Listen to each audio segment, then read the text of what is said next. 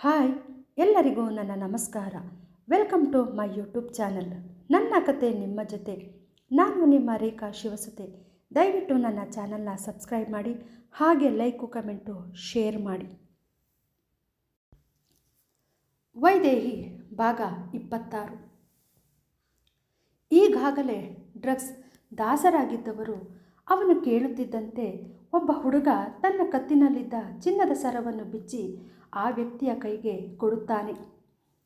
ಚಿನ್ನದ ಸರ ಸಿಕ್ಕ ಖುಷಿಯಲ್ಲಿ ಒಂದು ಪ್ಯಾಕೆಟ್ ಎಕ್ಸ್ಟ್ರಾ ಕೊಟ್ಟು ಆ ಚಿನ್ನದ ಸರವನ್ನು ಮಾರಲು ಚಿನ್ನದ ಅಂಗಡಿಗೆ ಹೋಗುತ್ತಾನೆ. ನಾನು ತುಂಬ ತೊಂದರೆಯಲ್ಲಿ ಇದ್ದೀನಿ, ದಯವಿಟ್ಟು ಈ ಸರನ ತಗೊಂಡು ನನಗೆ ದುಡ್ಡು ಕೊಡಿ ಅಂತ ಹೇಳಿ ಚಿನ್ನದ ಸರವನ್ನು ಅಂಗಡಿಯವನ ಕೈಗೆ ಕೊಡುತ್ತಾನೆ. ಅಂಗಡಿ ಮಾಲೀಕ ಸರ ಪಡೆದು ಆ ಸರ ಮತ್ತು ಆ ಸರವನ್ನು ತಂದ ವ್ಯಕ್ತಿಯನ್ನು ನೋಡುತ್ತಾನೆ. ಏನೋ ಅನುಮಾನ ಬಂದು, ನೀವು ಇಲ್ಲೇ ಕೂತಿರಿ, ದುಡ್ಡು ತರ್ತೀನಿ ಅಂತ ಹೇಳಿ ಒಳಗೆ ಹೋಗಿ ಪೊಲೀಸ್ಗೆ ಫೋನ್ ಮಾಡುತ್ತಾನೆ. ದುಡ್ಡು ತರ್ತೀನಿ ಅಂತ ಹೋದ ಅಂಗಡಿಯವನು ಸುಮಾರು ಅರ್ಧ ಗಂಟೆ ಕಳೆದರೂ ಬರಲೇ ಇಲ್ಲ. ಅನುಮಾನಗೊಂಡ ಆ ವ್ಯಕ್ತಿ ಅಲ್ಲೇ ಕೆಲಸ ಮಾಡುತ್ತಿದ್ದ ಮತ್ತೊಬ್ಬ ಹುಡುಗನನ್ನು ಕರೆದು, ನೋಡಪ್ಪ, ನಿಮ್ಮ ಯಜಮಾನರನ್ನ ಕರಿ, ನನಗೆ ತುಂಬ ತಡ ಆಗ್ತಾ ಇದೆ, ನಾನು ಹೋಗಬೇಕು ಎಂದು ಹೇಳುತ್ತಾನೆ. ಆ ಹುಡುಗ ಏನೋ ಹೇಳಬೇಕು ಅನ್ನುವಷ್ಟರಲ್ಲಿ, ಎಲ್ಲಿಗೆ ಹೋಗಬೇಕು ಯಜಮಾನ್ರೇ, ಹೇಳಿ, ನಮ್ಮ ಜೀಪಲ್ಲೇ ಕರ್ಕೊಂಡು ಹೋಗಿ ಬಿಡ್ತೀವಿ ಎನ್ನುತ್ತಾರೆ.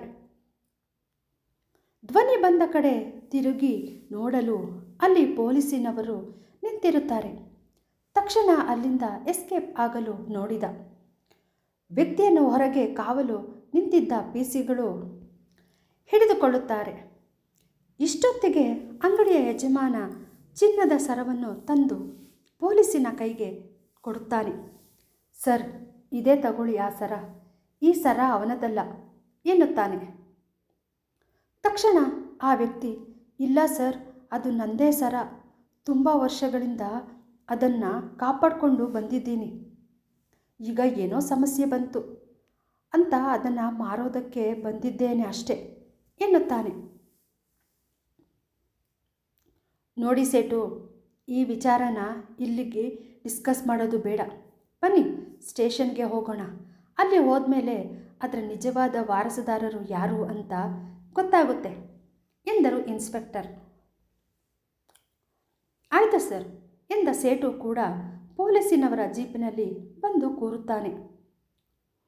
ಪೊಲೀಸ್ ಜೀಪ್ ಈಗ ಸ್ಟೇಷನ್ ಕಡೆ ಹೋಗುತ್ತದೆ. ಇಬ್ಬರನ್ನು ವಿಚಾರಣೆಗೆ ಎಂದು ಇನ್ಸ್ಪೆಕ್ಟರ್ ಪೊಲೀಸ್ ಸ್ಟೇಷನ್ಗೆ ಕರೆದುಕೊಂಡು ಬರುತ್ತಾರೆ. ಇಬ್ಬರನ್ನು ಕುಳಿತುಕೊಳ್ಳಲು ಹೇಳಿ ವಿಚಾರಣೆ ಶುರು ಮಾಡುತ್ತಾರೆ. ಹೇಳಿ ಸೇಟು, ನಿಮಗೆ ಯಾಕೆ ಇವನ ಮೇಲೆ ಅನುಮಾನ ಬಂತು ಎಂದು ಕೇಳುತ್ತಾರೆ ಇನ್ಸ್ಪೆಕ್ಟರ್.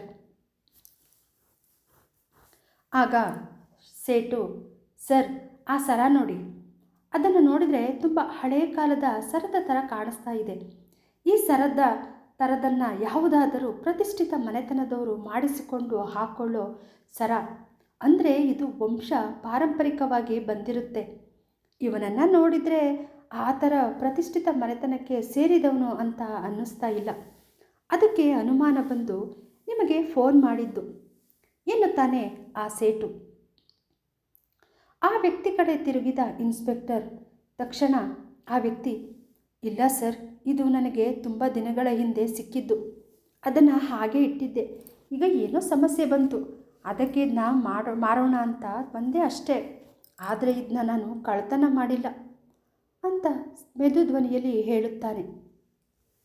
ಇನ್ಸ್ಪೆಕ್ಟರ್ ಬರುವಾಗ ಒಬ್ಬ ಪಿಸಿಗೆ ಟೀ ತರಲು ಹೇಳಿರ್ತಾರೆ. ಅದೇ ಸಮಯಕ್ಕೆ ವಿಚಾರಣೆ ನಡೆಯುತ್ತಿದ್ದ ಜಾಗಕ್ಕೆ ಆ ಪಿಸಿ ಟೀ ತಂದು ಕೊಡುತ್ತಾನೆ. ಅಲ್ಲಿ ಡ್ರಗ್ಸ್ ಮಾರುವ ವ್ಯಕ್ತಿಯನ್ನು ಕಂಡು, ಸರ್, ಇವನನ್ನು ಯಾಕೆ ಇಲ್ಲಿ ಕೂರಿಸಿದ್ದೀರಾ? ಇವನೊಬ್ಬ ಡ್ರಗ್ಸ್ ಸಪ್ಲೈಯರ್, ಇಷ್ಟು ದಿನ ಯಾರ ಕೈಗೂ ಸಿಕ್ಕಾಗೊಳ್ತೇನೆ ಆಟ ಆಡಿಸ್ತಿದ್ದ. ಪರವಾಗಿಲ್ಲ ಸರ್, ನೀವು ಬಂದ ಒಂದೇ ವಾರಕ್ಕೆ ಇವನನ್ನು ಹಿಡಿದು ಬಿಟ್ಟಿದ್ದೀರಾ ಎನ್ನುತ್ತಾನೆ ಆ ಪಿಸಿ. ಇನ್ಸ್ಪೆಕ್ಟರ್ ಆ ಸ್ಟೇಷನ್ ಇನ್ಚಾರ್ಜ್ ತೆಗೆದುಕೊಂಡು ಬರೀ 1 ವಾರ ಆಗಿತ್ತು ಅಷ್ಟೆ. ಆ ತಕ್ಷಣಕ್ಕೆ ಅವನು ಯಾರೆಂಬುದು ಆ ಇನ್ಸ್ಪೆಕ್ಟರ್ಗೆ ತಿಳಿದಿರಲಿಲ್ಲ. ಓ, ಇವನು ಡ್ರಗ್ಸ್ ಸಪ್ಲೈಯರಾ? ರೀ, ಇವನ್ನ ಸ್ಟೇಷನ್ ಒಳಕ್ಕೆ ಹಾಕ್ರಿ, 4 ತದ್ಕಿದ್ರೆ ನಿಜ ಏನು ಅಂತ ಬಾಯಿ ಬಿಡ್ತಾನೆ ಎನ್ನುತ್ತಾರೆ ಇನ್ಸ್ಪೆಕ್ಟರ್. ಸೇಟು, ನಿಮ್ಮಿಂದ ಬಹಳ ಉಪಕಾರ ಆಯಿತು.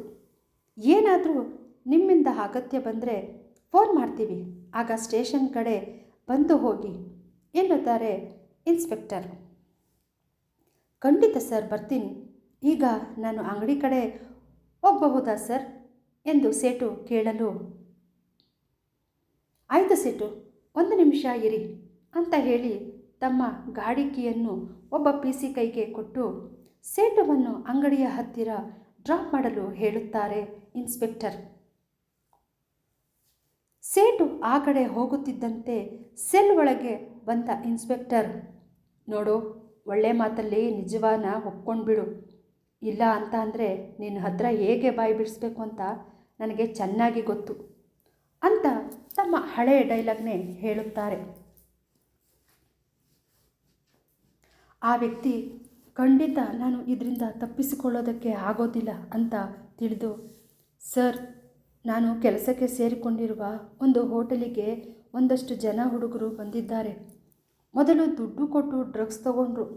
ಈಗ ತಗೊಳ್ಳೋದಕ್ಕೆ ದುಡ್ಡಿಲ್ದೇನೆ ಅವರಲ್ಲಿ ಒಬ್ಬ ಹುಡುಗ ತನ್ನ ಕತ್ತಲ್ಲಿ ಇದ್ದ ಚೈನ್ ಬಿಚ್ಚಿಕೊಟ್ಟ ಅಷ್ಟೇ. ನಾನೇನು ಕಳ್ತನ ಮಾಡಲಿಲ್ಲ ಎಂದು ತನ್ನ ತಪ್ಪನ್ನು ಒಪ್ಪಿಕೊಳ್ಳುತ್ತಾನೆ ಆ ಡ್ರಗ್ಸ್ ಸಪ್ಲೈಯರ್.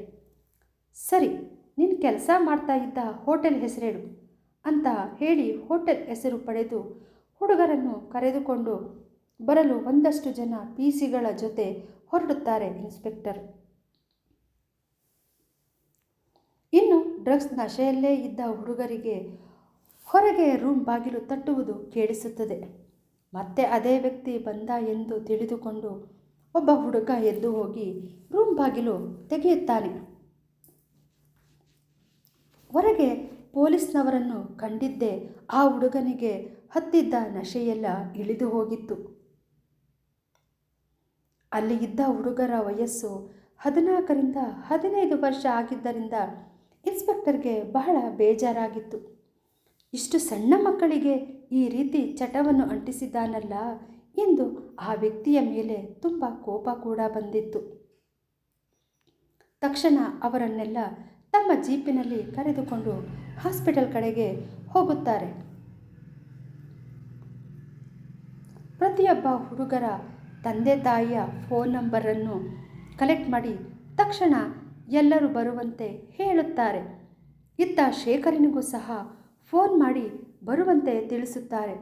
ಎಲ್ಲ ಪೋಷಕರು ಹಾಸ್ಪಿಟಲ್ ಅಡ್ರೆಸ್ ಕೇಳುತ್ತಿದ್ದಂತೆ ಏನೋ ಅಪಾಯ ಆಗಿರಬಹುದು ಎಂದು ಭಾವಿಸಿ ತಕ್ಷಣ ಅಲ್ಲಿಂದ ಹೊರಟು ಬರುತ್ತಾರೆ.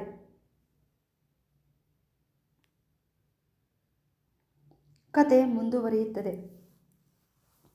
ಕತೆಯನ್ನು ಕೇಳಿದ ನಂತರ ನಿಮ್ಮ ಅಭಿಪ್ರಾಯವನ್ನು ಕಮೆಂಟ್ ಮೂಲಕ ತಿಳಿಸಿ. ಕತೆ ನಿಮಗೆ ಇಷ್ಟವಾಗಿದ್ದರೆ ದಯವಿಟ್ಟು ನನ್ನ ಚಾನಲ್ನ ಸಬ್ಸ್ಕ್ರೈಬ್ ಮಾಡಿ, ಹಾಗೆ ಲೈಕು, ಕಮೆಂಟು, ಶೇರ್ ಮಾಡಿ. ನಿಮ್ಮ ಪ್ರೋತ್ಸಾಹದ ನಿರೀಕ್ಷೆಯಲ್ಲಿ ಧನ್ಯವಾದಗಳು.